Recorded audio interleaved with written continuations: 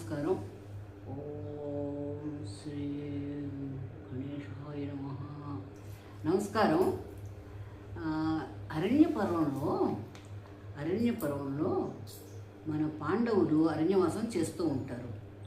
అరణ్యవాసం చేసేటప్పుడు ఒక బ్రాహ్మణుడు అరణ్యవాసం చేసే టైంలో వస్తాడు. వచ్చి, అయ్యా, నా అరణి జింక కొమ్ముల్లో ఇరుక్కుపోయింది, అది నాకు కావాలి అంటాడు. అంటే వీళ్ళు అరణ్యవాసం చేస్తున్నారు కదా, సరే అని చెప్పి పాపం ఆ బ్రాహ్మణుడు అడిగాడు కదా అని చెప్పి ఆ జింక కోసం వీళ్ళు వెళుతూ ఉంటారు. అడవిలో అలా వెళుతూ ఉంటారు. కొంత దూరం వెళ్ళేసరికి ధర్మరాజుకి దాహం వేస్తుంది. దాహం వేసి నీళ్ళు ఎక్కడా కనిపించవు. ఏం చేస్తాడు, నకుల్ని పంపిస్తాడు.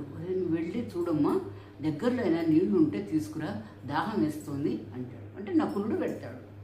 వీడు ఎంతసేపటికి తిరిగి రాడు. అది కాసేపటికి మళ్ళీ నకులుడు సహదేవుడు వెళ్తాడు. సహదేవుడు వెళ్ళి కూడా ఎంతసేపటికి తిరిగి రాడు. ఏంటి ఇంతసేపు అయినా ఇద్దరు తిరిగి రాలేదు అని అనుకుని నకులుడు సహదేవుడు అయిపోయిందా అర్జునుడు వెళ్తాడు. అర్జునుడు వెళ్ళి చూస్తాడు. చూస్తే అక్కడ కొలను ఉంటుంది, నీళ్లు ఉంటాయి. అవి తాగుదామని దగ్గరికి వెళ్ళేసరికి అక్కడ యక్షుడు ఉంటాడు. యక్షుడు అంటాడు, ఆ నీళ్లు, ఆ సరస్సు నాది, నేను అడిగిన ప్రశ్నలకు నువ్వు జవాబు చెప్తే నీళ్లు తాగొచ్చు, నీ దాహం తీర్చుకోవచ్చు అంటాడు. అంటే నువ్వు అడిగిన ప్రశ్నకు నేను జవాబు చెప్పడం ఏమిటి అని అర్జునుడు కూడా నీళ్ళు ఇలా తీసుకుని తాగబోతాడు. అంతే, మూర్ఛపడిపోతాడు. అయితే మూర్ఛపడిపోతాడు కదా, మళ్ళీ అర్జునుడు మూర్ఛపడితే ఇప్పుడేమో నువ్వు భీముడు వెళ్తాడు. భీముడు వెళ్ళి ఏమిటి ఇలా జరిగింది అని అనుకుని భీముడు కూడా వెళ్తాడు. వెళ్ళి వీళ్ళకి ఏంటంటే ఎంత గొప్పవాళ్ళం కదా, ఎవడో ఆకాశవాణి పలికే దానికి మనం ఏమిటి అని భీముడు కూడా అలాగే చేస్తాడు. నీళ్లు తాగబోతాడు. నీళ్లు తాగబోతే యక్షుడు అంటాడు, ఇదిగో నా ప్రశ్నలకు జవాబు చెప్తేనే నీళ్లు తాగనిస్తాను, నీ దాహం తీర్చుకోవచ్చు, ప్రశ్నలు జవాబు చెప్పలేదో అంతే నీ పని అంటాడు. అలా తాగుతాడు కదా, వాడు కూడా అక్కడ పడిపోతాడు, మూర్ఛపడిపోతాడు. పడిపోతే అప్పుడేమో నువ్వు ఏంటి నలుగురు తమ్ముళ్ళు వెళ్ళిపోయారు, ఎవరు తిరిగి రాలేదు అని అప్పుడు ధర్మరాజు బయలుదేరుతాడు. బయలుదేరి అలా నడుచుకుంటూ వెళ్ళగా అక్కడ సరస్సు కనిపిస్తుంది. ఆ సరస్సు పక్కన ఈ నలుగురు తమ్ముళ్ళు ఇలా పడిపోయి ఉంటారు.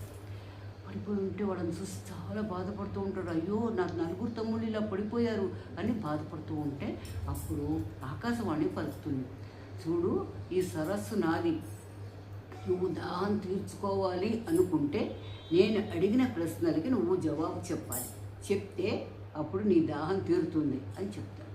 చెప్తే సరే మహానుభావ, నువ్వెవరో కానీ నువ్వు అడుగు, నేను చెప్తాను అంటాడు. అంటే అప్పుడు యక్షుడు 72 ప్రశ్నలు వేస్తాడు. 72 ప్రశ్నలు అడుగుతాడు ధర్మరాజుని.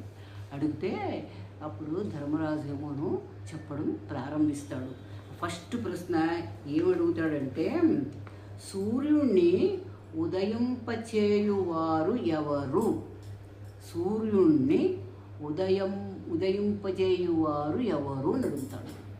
అడిగితే అప్పుడు దాన్ని ఆన్సర్ తర్వాత చెప్తా. మరి రెండో క్వశ్చన్ ఏమిటి?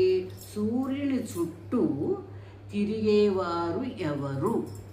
సూర్యుని చుట్టూ తిరిగేవారు ఎవరు? సూర్యుడు అస్తమానికి ఎవరు? సూర్యుణ్ణి అస్తమింపచేయువారు ఎవరు అని ప్రశ్నలు, అలా 72 ప్రశ్నలు అడుగుతాడు. ఆ 72 ప్రశ్నల్లో ఈ 3 ప్రశ్నలు అన్నమాట.